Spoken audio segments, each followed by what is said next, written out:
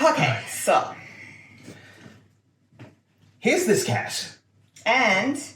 This cat. And we're doing an episode of The House of Cat. We sure are.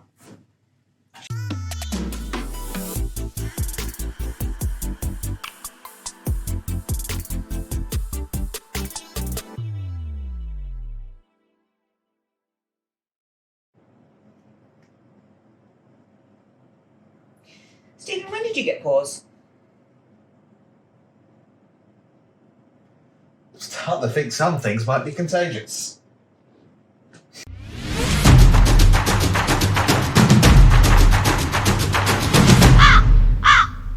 Cheers. My ears look big on this. Is that a bear in there? I think...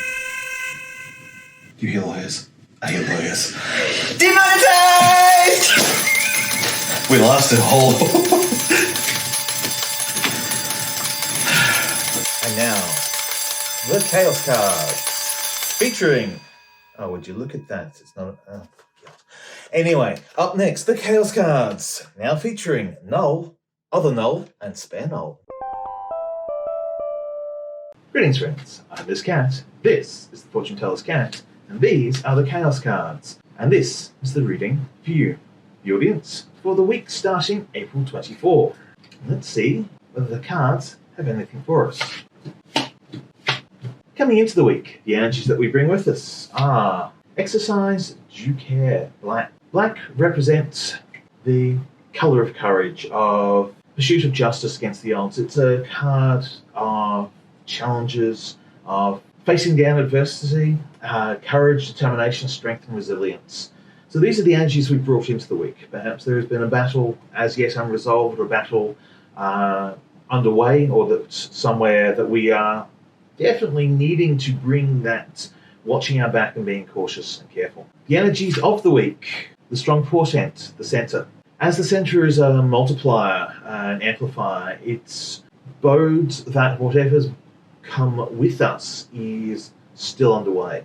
Exercising the caution and the care, being mindful of our circumstances, gives us the clarity and the focus that the strong portent is talking to. Seeing what we're doing, knowing what we're doing has great potential in this week, and that potential can be late. The energies that are coming out of this week are as yet uncertain. Although what that does tend to indicate is that whatever we've brought to the week, that's the strong portent of the amplifier and the multiplier, it hasn't been resolved yet. There is no answer to our question.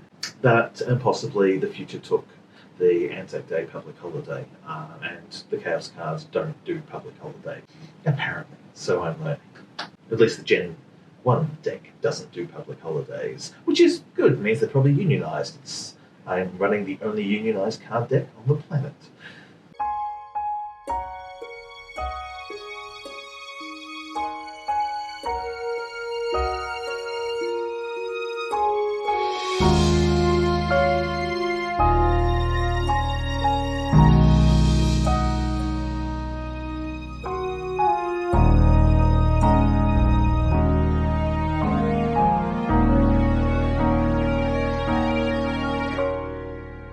And now, from that to this.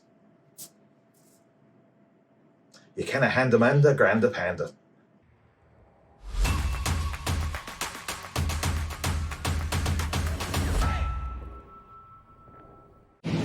I'm this cat, and I'm on the road for the House of Cat and the next big things. And on a technicality, we're chucking in the Hings Dam under one of the next big things.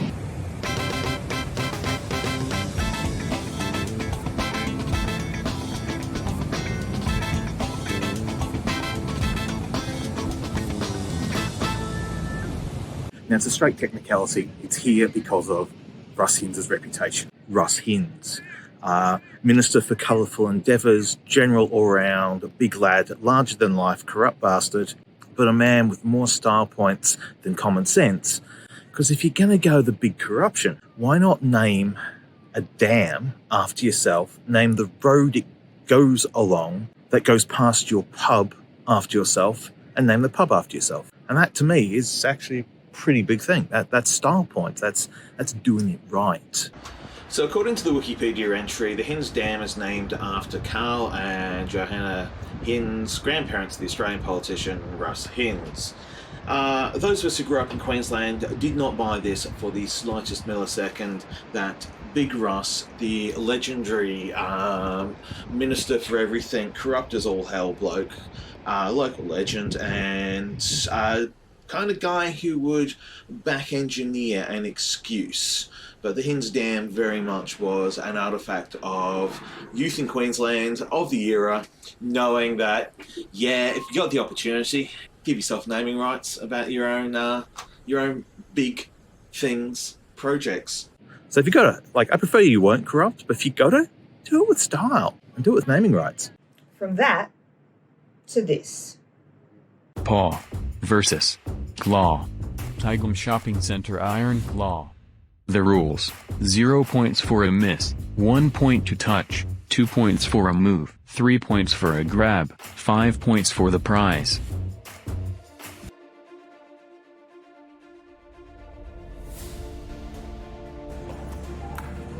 Round 1. That starts well not where I was expecting.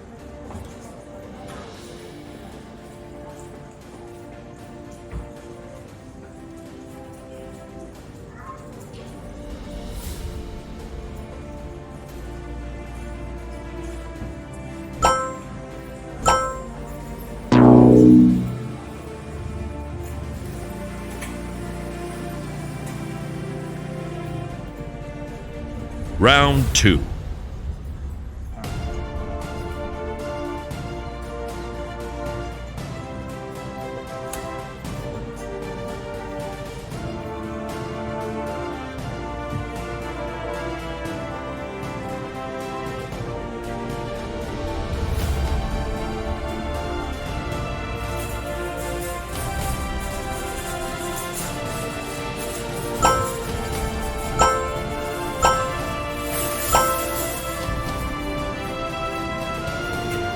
Holy fucking shit.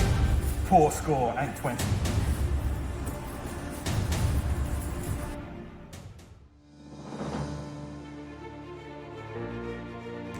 Round 1.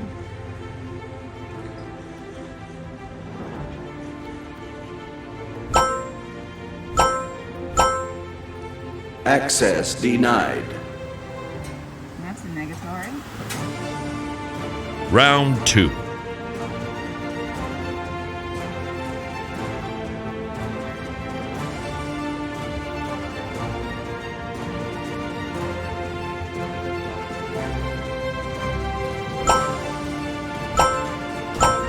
Access denied.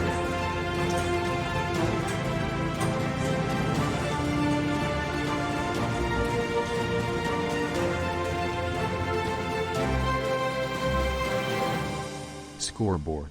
Team Cass and Team Cat. 3 points each, with 2 drawn events. 2 rounds remain. And that was The House of Cat, Season 2, Episode 8, on a day in Brisbane that can be described as it Wimby, it real Wimby. A heroic cat went off and made fun of the Hinds Dam because damned if you do, damned if you don't. We ventured out into the northern suburbs of Brisbane, back to a cat's old stomping grounds around the Boondall Tigum area, to discover the Iron Claw technique, what is effectively a 24-hour vending machine of paw versus claw activity. So if you're ever up for a late night run and you want to just charge your skill at a claw machine, Tigum Centro is your friend. And lastly, we had the Chaos cards doing what they do, Team Cassette being ourselves, and with that, let's throw from one dam at the Hinds to the Cotter Dam for Damned If You Do, Damned If You Don't, closing credits.